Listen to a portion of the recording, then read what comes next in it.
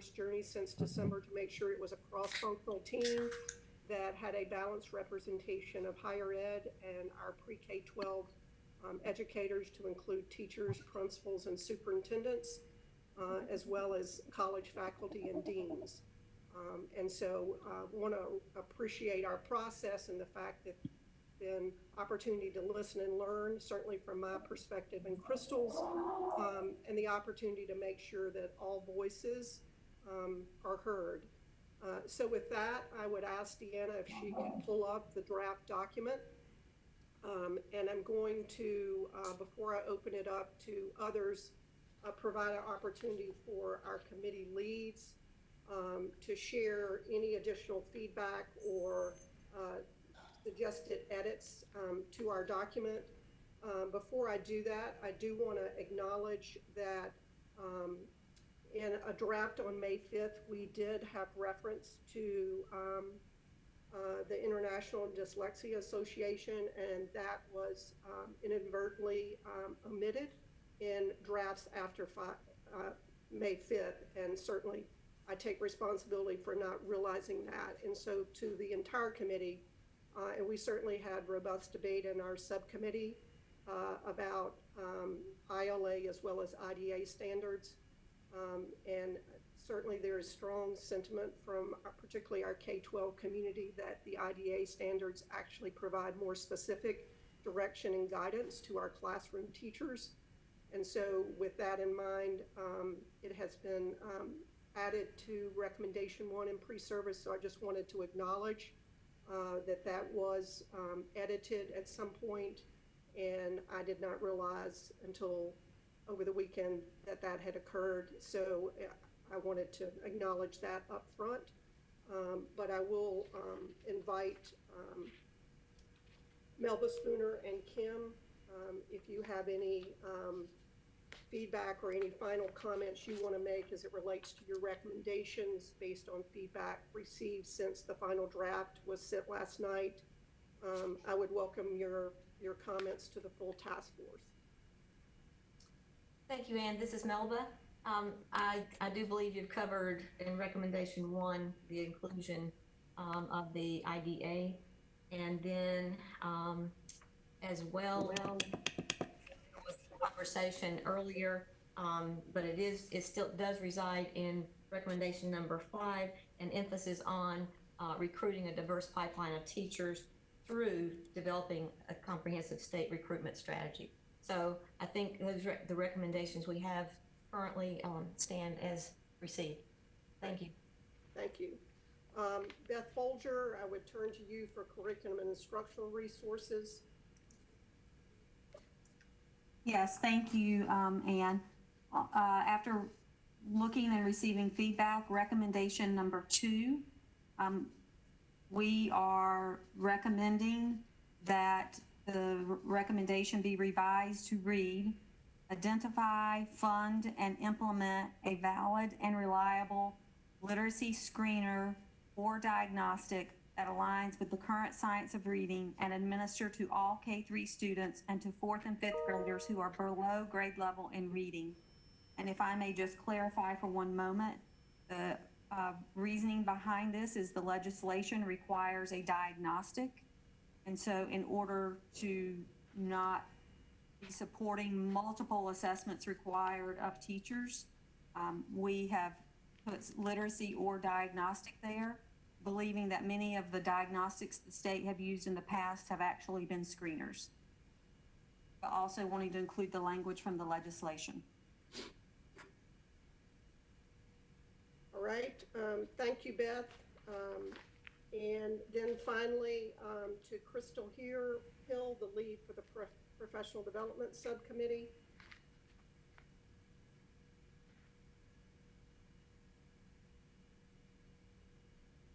And there's some technical difficulties going on right now with on Crystal's end, so she's going to shut down and come back in.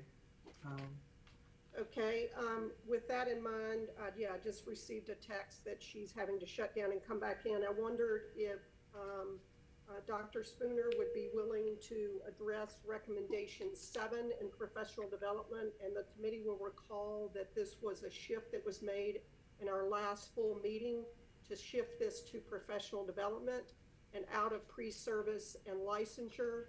So I want Dr. Spooner to share a slight edit that she would recommend for the group's consideration. Yeah, Deanna, would you move to the last section, the professional development recommendation 7, please? Thank you. Thank you. This is Melba Spooner. I'm going to read this recommendation as a proposal for the committee. Provide opportunities and incentives for educators who work with pre-service teachers, including clinical faculty, mentors, and university supervisors. I'm sorry, I'm reading off 2 screens. Okay, let me go back one more time. I apologize.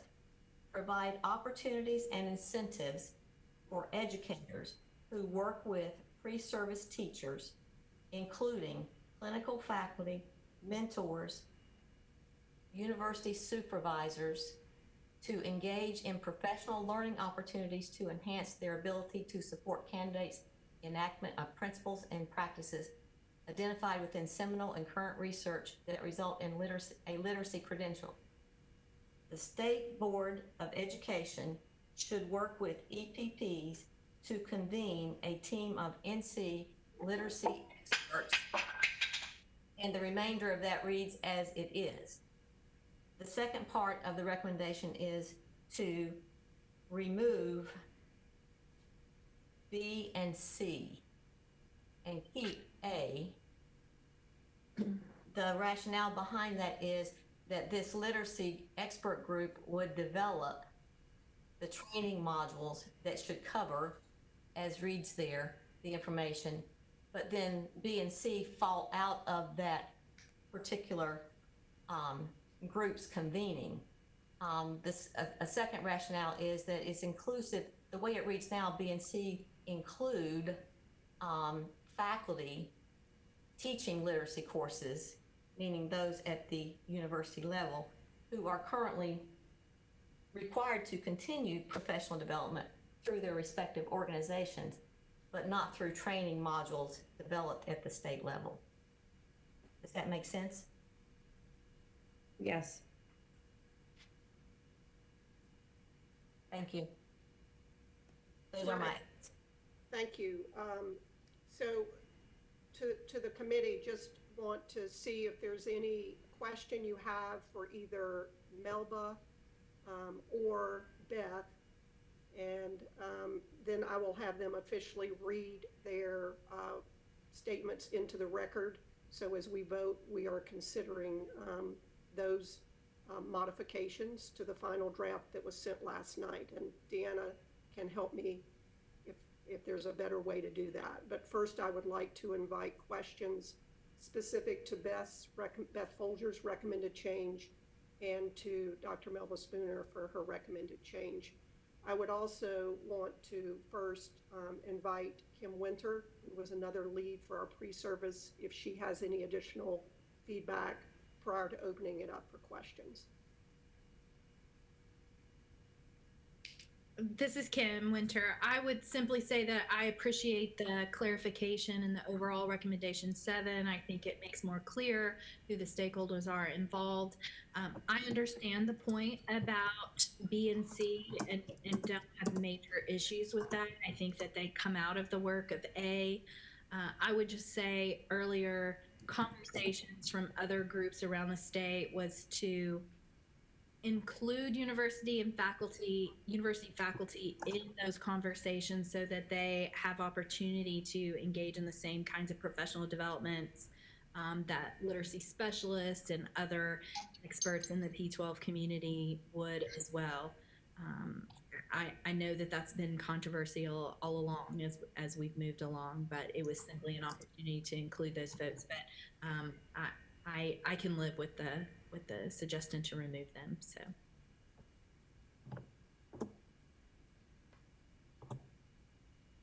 So Deanna, at this point, first of all, let me invite questions from other members of our task force to Beth Folger or to Melba Spooner. And then I wonder if we need to edit into the document the language so that people can see it, or should we just read it into the record if there aren't any questions from our committee?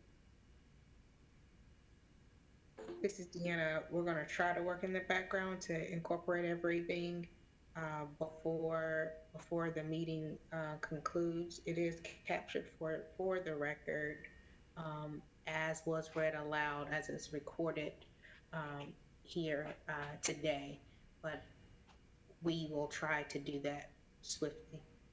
All right, but first let's invite any questions specific to these two changes at this point.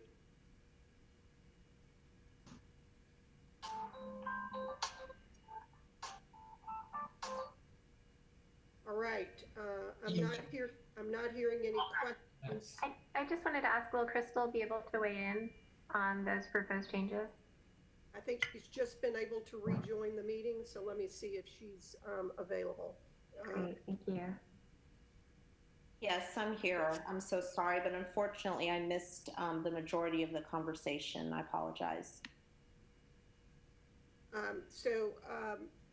Crystal, in your absence, Melba read the recommended change to professional development recommendation 7. If I could invite Melba just to read that again for the whole committee's benefit, but certainly so Crystal has a chance to hear it as the committee lead. Of course. Provide opportunities and incentives for educators who work with pre-service teachers, including clinical faculty, mentors, and university supervisors, to engage in professional learning opportunities to enhance their ability to support candidates' enactment of principles and practices identified within seminal and current research that result in a literacy credential. The State Board of Education should work with EPPs to convene a team of North Carolina literacy experts to identify or develop online, self-paced, and face-to-face training modules.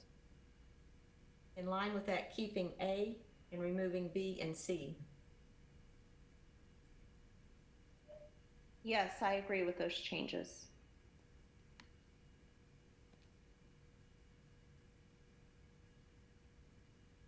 All right, while the team from DPI is working behind the scenes, Beth, could I invite you to read your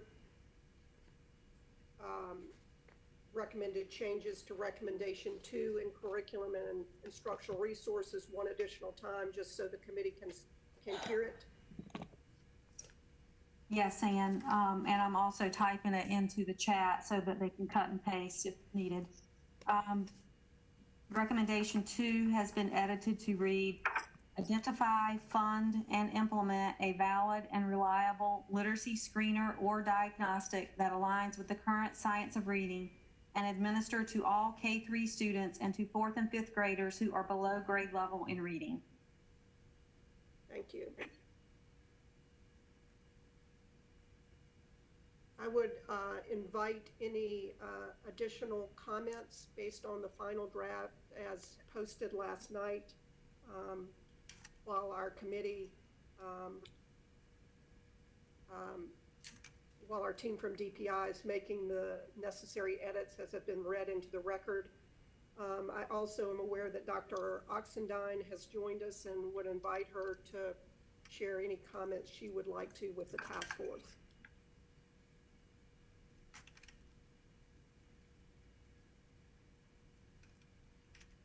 Can you hear me, Dr. Clark and others? Yes.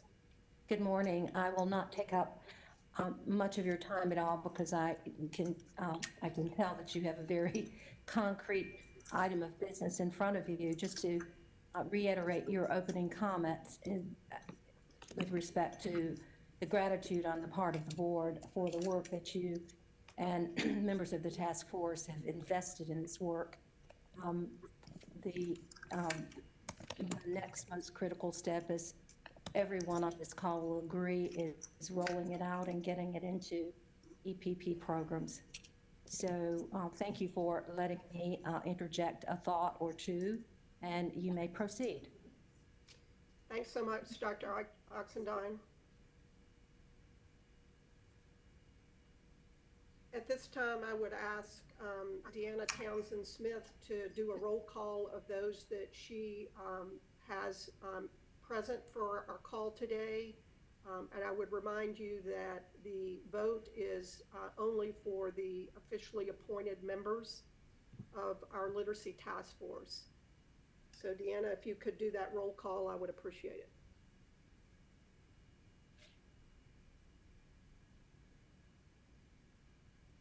Yes, ma'am. I'll end with you and Crystal last, if you're okay with that. I'd like clarification about procedure. Robert's Rules of Order would require that there be a motion for a vote, and I don't believe there has been one. There needs to be opportunity for discussion. I'd like to understand the process, please.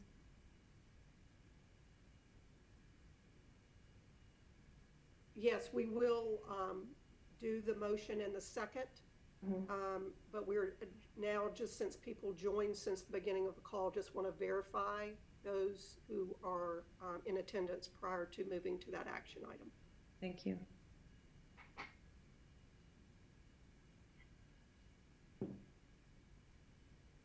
Okay.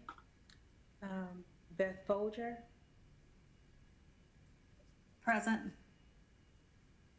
I think the 828 number, can you tell me who that is, please?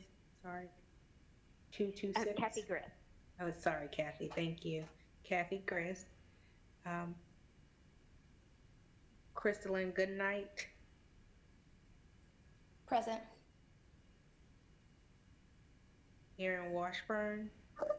Present. Kristen Geschman. Present. Gretchen Robinson. Present. Gina Conley. Present. Joy Canty. Present. Karen Sumner. Present. Kim Winter. Present. Kim Vaught. Present. Latanya Patillo. Present. Mariah Morris. Present. Nicole Smith. Present.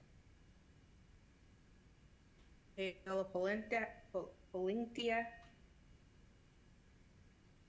Did you say my name, Paola Pilonieta? Yes, ma'am. Sorry. I'm present. That's all right. Kim Pemberton. Present. Sandra Hong. Present. Sandy. Present. Thank you. Melba Spooner. Present. Vicki Sutton. Present.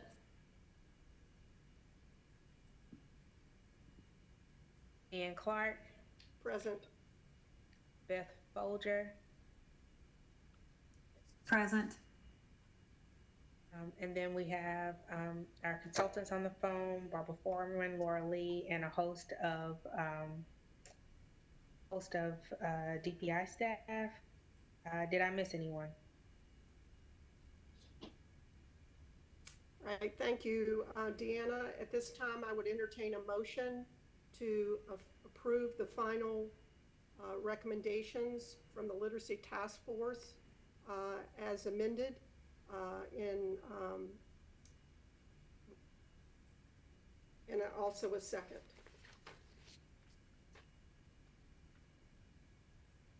Is there a motion to approve the recommendations? This is Karen Sumner. I make a motion to approve the recommendations. Is there a second? This is Kim Bott. I make a motion to, or I second that motion.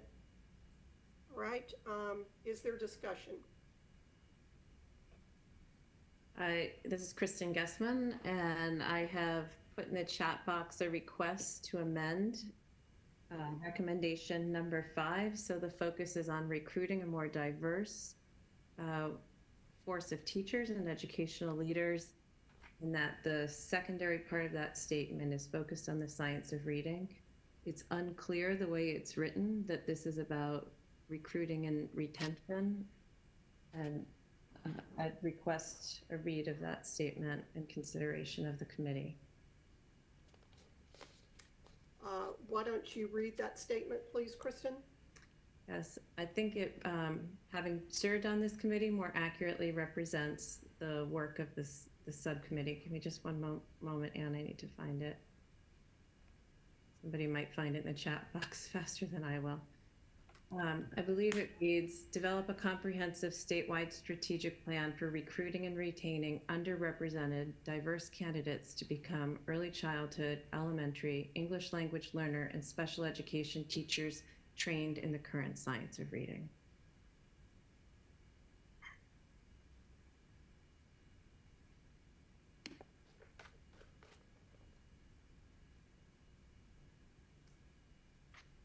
The current recommendation reads, develop a comprehensive state recruitment strategy for early childhood, elementary, English language learner, and special education teachers trained in an evidence-based approach to the current science of teaching reading, with an emphasis on recruiting a diverse pipeline of teachers. All I've done by changing the order is to emphasize the importance of a diverse pipeline of teachers. And this is Kim Winter. Would you accept a motion to allow this friendly amendment to the recommendation? And would look to Deanna to guide us through this process in terms of. We can make the amendment to the document. We have it captured, well, like the wording captured for the record, and we could before this vote is solidified, following Robert's Rules of Order, et cetera, could accept the friendly amendment to make this change. And we need a second for that recommendation for the. Well, Kim can accept it or not. Yeah, I believe that Kristen would actually be making the motion, and I would second it according to Robert's Rules of Order. And if so, I do just that. Right.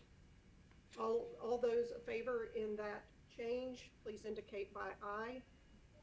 Aye. Aye. Aye. Any opposed? Thank you. And as a member of that subcommittee, I have a second friendly amendment, I guess you could say. The reason why the IDA standards were not in the document that you referred to is because the subcommittee moved to have them removed. They were not part of the recommendations.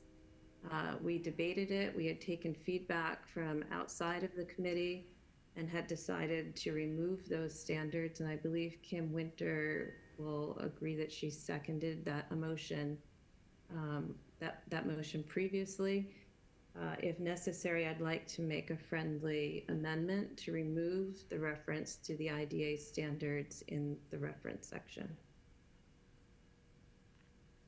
So to be clear, we did have that conversation as a committee. In my memory, the conversation was that there was a strong feeling that by referencing, we were referencing in the earlier version 3 separate documents, 2 standards groups and the science of early learning by Deans for Impact. And the feeling at the time was that that was too much to reference in the recommendation. And so we did make that change to ILA.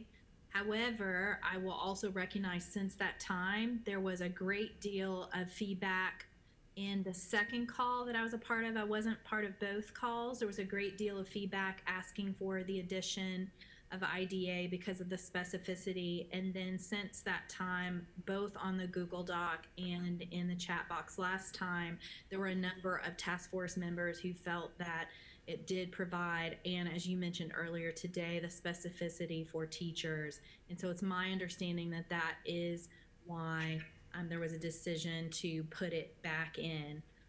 I think we can all recognize that there are mixed feelings on it, but there was a a pretty large amount of feedback asking or requesting to add it back in. I will just say that you have made the task of aligning to standards untenable for higher education and K-12 education. It's too many standards. And I was on both calls. I have no recollection, and I take copious notes of anyone advocating for the standards. And so I would like to move this friendly amendment forward, and procedure would require a second and a vote. Is there a second to this recommendation?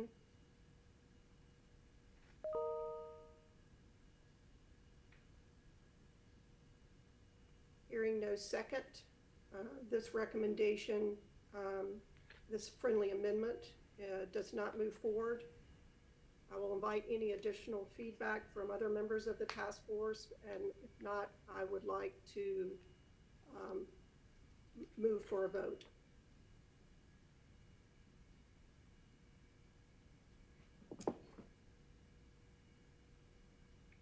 So Deanna, please lead us through this process in terms of our process, giving the three approved changes that we have. Right, so we have noted for the record the 2 of the 3 changes that were accepted by the task force members. The motion that will be on the table that Anna's calling for is an approval of the recommendations as amended without the last recommendation moving forward. And so what I'll ask is, Anne, when you request the motion, for everyone to signal with aye, and then for a matter of record for all task force members, if you can note in the chat as well your final vote, and that will move us forward. All right.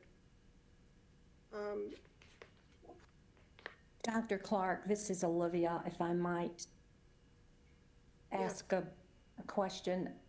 I know that I'm a little bit of a Johnny-come-lately on this, but still, as a board member, I need to have a process question answered, because it may come to the table by other board members. Explain to me, have the been to Pepsi? Is that a decision the board will need to make, or do we have sufficient representation of Pepsi on the task force to have accomplished approval and two-way communication of these, acceptance rather, and two-way communication back and forth during the creation of these recommendations?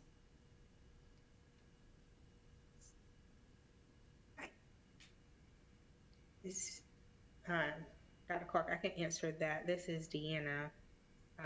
Dr. Austin, and I think what we will do from the table, and what's been my understanding, is that the task force will put forth its recommendations. The board will then decide the next course of action that we need to take, be it legislative, Pepsi, which pieces need to go forth to Pepsi, etc. We've had representation from the agency to give feedback to the critical pieces that need a Pepsi lens. I don't know if that helps answer your question any. Well, it certainly does, and I do apologize a second time for somewhat getting you off track, Dr. Clark, but my brain is now around the state board table and a possible question, so I'm satisfied with that answer. Thank you. All right, we had a motion and a second to approve the recommendations from the Literacy Task Force and to take those recommendations forward to the State Board of Education. Deanna has outlined our voting process. We will do a verbal vote, and then we will ask folks to indicate to Deanna Townsend a written documentation of your vote. So at this time, I will call for a vote. All those in favor of the Literacy Task Force recommendations as presented, please indicate with aye. Aye. Aye. Aye. Aye. Aye. Aye. All those opposed by nay. And any abstentions? I believe we have, based on the voice vote, unanimous approval of our task force recommendations. Let me just offer my personal appreciation for the professional privilege of sitting at the table with each and every one of you. I remind you about how we started our first meeting when we each shared our favorite early literacy childhood book that was our favorite.